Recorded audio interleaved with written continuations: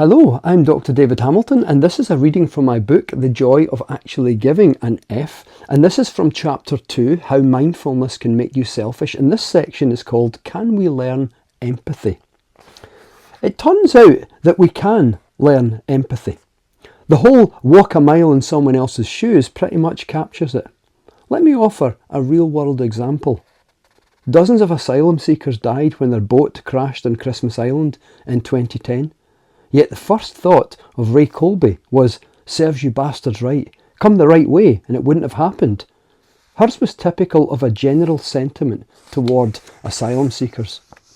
When a detention centre was built in her neighbourhood in the Adelaide Hills, she was categorically against it. She'd spent 20 years working with intellectually disabled children. How dare these asylum seekers get funding and resources that disadvantaged Australians needed more? She hated them with such intensity, she said, that it was eating her like a disease.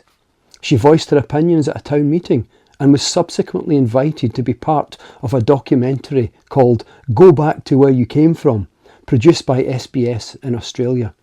It would take her and others on a 25-day journey that would trace in reverse the journey that many refugees make to reach Australia from Africa and Malaysia. She first found herself in Wodonga, where she was greeted by 7 kind and smiling faces, Bahati and Masaira Masudu, and their 5 sons, aged between 16 years and just 7 months.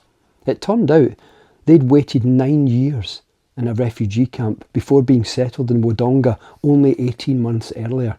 Ray was to live with them for the next 6 days, these people that she admitted she hated. She changed during those days. Learning about the atrocities the family had faced, the struggles they'd endured, the terrible things that they had gone through, she found an empathy she didn't have for them before. She heard of the rape, torture and murder that had become commonplace in the country they once called home.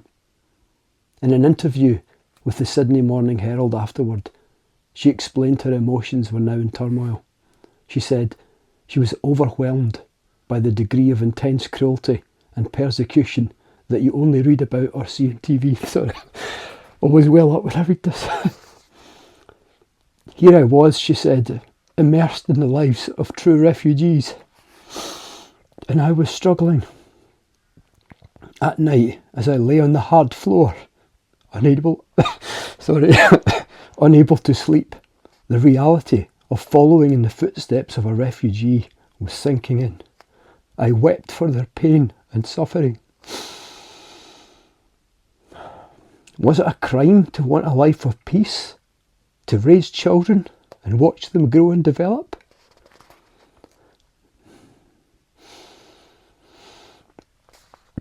The experience fundamentally changed her. She had much more empathy and compassion afterwards. So much so that whenever she heard about protests at detention centres, she got angry. These people are desperate, she'd shout, a complete turnaround from how she'd felt just a few months earlier. Sometimes all it takes is more information for our empathy dial to shift.